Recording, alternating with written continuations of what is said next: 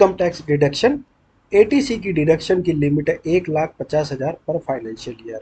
इसके अंदर जो इन्वेस्टमेंट कर सकते हो आप वो पीपीएफ में, employ provident fund, life insurance premium, national saving certificate, equity link saving schemes, ELS SS, home loan का प्रिंसिपल रिपेमेंट, फिक्स डिपॉजिट जो 5 ईयर के लॉक इन पीरियड पे है। कंडीशन, इन्वेस्टमेंट जो है सेम फाइनेंशियल ईयर में होना चाहिए। सेक्शन 80D जिसे मेडिकल इंश्योरेंस प्रीमियम के नाम से भी जाने जाते हैं, इसकी लिमिट है 25,000 रुपये। अगर आप मेडिकल इंश्योरेंस प्रीमियम लेते हैं सेल्फ की, स्पाउस की, डिपेंडेंट चाइल्ड, अगर आप पेरेंट्स की लेते हैं और वो सीनियर सिटीजन नहीं है तो 25,000 का और एडिशनल बेनिफिट मिलेगा। 50,000 का बेनिफिट मिलेगा अगर सीनियर सिटीजन है आपके पेरेंट्स। सो 25,000 प्लस 50,000 75,000 आप क्लेम कर सकते हैं, बशर्त कि ये प्रीमियम आपने पे किया हो। Condition, premium must be paid by other than cash. तीसरी डिडक्शन जो है एटीई की है, एजुकेशन लोन इंटरेस्ट। डिडक्शन जो अवेलेबल रहती है वो केवल इंटरेस्ट पेड पर रहती है और इसकी कोई लिमिट नहीं है। कंडीशन जो है वो उसके अंदर हायर एजुकेशन, आप सेल्फ के लिए, स्पाउस के लिए, चिल्ड्रन के लिए और स्टूडेंट जो कि आप उसके लीगल गार्जियन हैं। चौथी डिडक्शन जो आती है वो ATG, donation to charitable institution. ये वेरी करती है 50% से लेके 100% तक जो आपने डोनेशन अमाउंट किया है।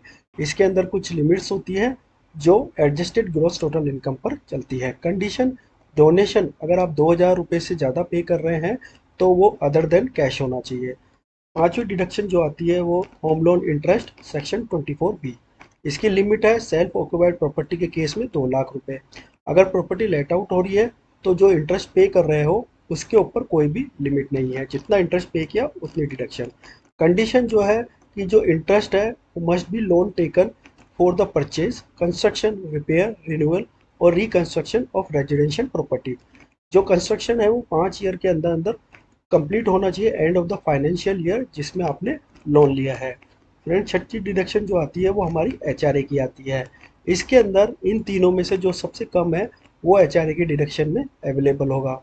पहला जो है एक्चुअल एचआरए रिसीव, 2 लाख रुपए का एचआरए आपने रिसीव किया, वो 50% ऑफ सैलरी जिसमें बेसिक प्लस डीए होगा। अगर आप मेट्रो सिटी में रहते हैं जैसे मुंबई के अंदर, 40% नॉन मेट्रो सिटीज़ के अंदर। अगर आपका salary basic plus DA suppose करो 10 लाख रुपए है तो 5 लाख रुपए जो है वो आ गया। तीसरा है rent paid minus 10% of salary जिसमें बेसिक प्लस डीए है। आप रेंट पे कर रहे हो 2 लाख का, माइनस सैलरी 10% सपोज 20,000 है, 180। तो इन तीनों में से जो भी कम होगी वो आपकी डिडक्शन मिलेगी। कंडीशन जो है रेंटिंग अकोमोडेशन होना चाहिए, आपका खुद का रेजिडेंशियल नहीं होना चाहिए सेम सिटी के अंदर। एटीटीटीए जो इंटरेस्ट ऑन सेविंग अकाउंट पर मिलता है डिडक्शन, वो है उसकी लिमिट 10,000 रुपये। कंडीशन, इंटरेस्ट जो अर्न होगा वो saving account with bank, cooperative society और पोस्ट ऑफिस से ही मिलना चाहिए।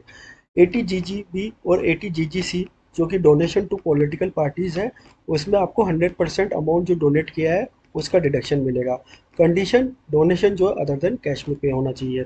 एटीयू की डिडक्शन डिसेबल्ड इंडिविजुअल है को मिलती है, भगवान करे कोई भी ऐसा नहीं हो जो इस डिडक्शन को क्लेम करे। इसकी लिमिट 75% 75,000 फॉर डिसेबिलिटी और 1.25 lakh for severe disability. Condition must be certified by medical authority. ये इनकम टैक्स की कुछ डिडक्शन थी। वीडियो अगर अच्छा लगा हो तो लाइक शेयर एंड सब्सक्राइब करें। टिल देन जय हिंद भारत, जय हिंद, जय भारत, धन्यवाद।